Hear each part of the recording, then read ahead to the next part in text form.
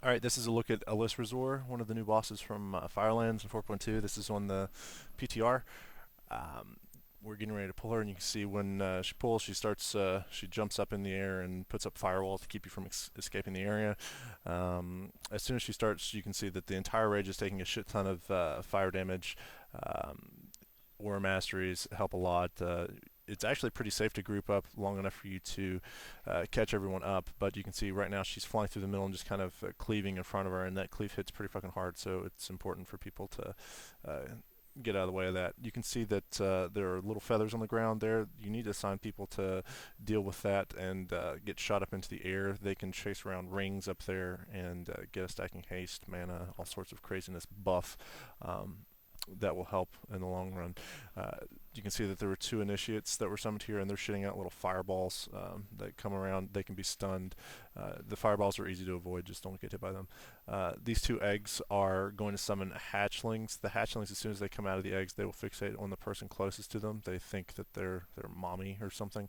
So it's important that your tanks be the closest thing to the hatchlings when they spawn. You can see there are little fireworms that popped up as well. After so long, the hatchlings will gain a debuff that says that they're hungry. When you see that, the tank needs to drag the hatchling over to the worm, and the hatchling will eat it. Easy peasy. You can see Alysrazor is still cleaving through the middle, so you just need to be aware of her when she's doing that. So you can see while the fireworms aren't being eaten, they're just kind of spinning around doing raid damage. So they're just shitting out fire on everyone. So um, just wait for the hatchlings to get hungry again, and then you can get rid of the worms. Again, you can see there are more initiates up now, and they're shitting out little fireballs, but they're really not scary at all. They're pretty easy to deal with. So just avoid that damage, and you'll be good. Um, Here we're just finishing off the hatchlings. As soon as they die, as soon as the hatchlings die, you want to kill the initiates off before she comes down and starts the next phase. For the people that are flying through the air, what you want to do is run through the rings, and you want to get that stack up to 25 because it gives you a crit increase. You also want to avoid clouds because they will make you take damage. If you keep an eye on the tank south, you can see that the hatchlings actually hit decently hard, and I'm pretty sure they hit harder when they're hungry too. So be ready for that. Here you can see one of the mages that was flying through the air just fell back down and grabbed some more feathers to go back up.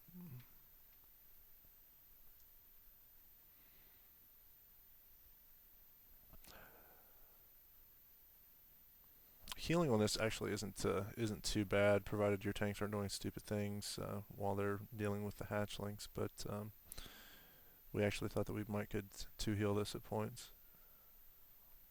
Okay, so both the hatchlings are dead, so we're going to go clean up the initiates, and the next phase is going to start pretty shortly. Um,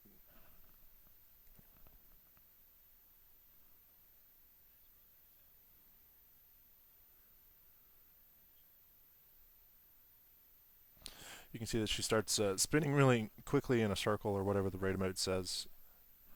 And when she starts doing this, you can see that tornadoes are going to spawn. It says fiery vortex or whatever. There's another thing to mention is there's rings around that your DPS can try and keep their stacks going. The ones that were flying around, if they run through those, it will keep the stacks going. But you can see the fiery tornadoes. That it's a lot like the rocks coming down from the second boss in ZG. But really, all you have to do is just kind of alternate back and forth and avoid them. Or some people were hiding in cubby holes out by the edge where you would only get hit by one every pass or something like that.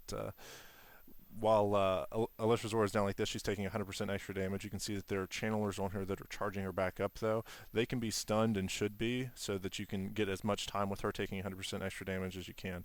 So you can see we came over and took care of this one for a second, and then he starts channeling on her again. As soon as she reignites, there's going to be a shit ton of damage again. You need to get away from her because you can see she's doing a lot of damage to the people that are right on top of her at the time. And then she starts cleaving again. She needs to be picked up and tanked just for that brief period of time until she goes way back up in the air. And then she's going to, like you can see the raid damage just freaking out. She's doing the same thing that she does when you first pull her. So she's doing a shit ton of damage until she gets back to full power. And then once she gets back to full power, it's basically go back to phase one and repeat. And this is a quick illustration of how the tornadoes work when she's doing her spinny thing. The pattern that the guy is drawing with the raid markers on the floor is the pattern that the tornadoes come in. So you can see that like the red and yellow ones would be coming, I guess, clockwise, and then the other three would be going counterclockwise, and they kind of just come in that pattern. So if you find yourself a safe spot, you can more or less just alternate between, like if you go back and watch how I did it before, you can just alternate between where the two of them are and avoid the tornadoes almost entirely.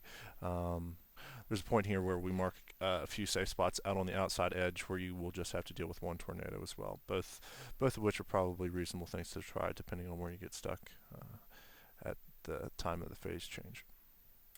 Alright, that's more or less it. All of the mechanics of the fight should be illustrated more or less in this video. The only part that really is lacking is being able to see what's going on in the air phase, but hopefully there's some other videos out there that will show you that. Hope you enjoyed it. That's more or less all there is to the fight.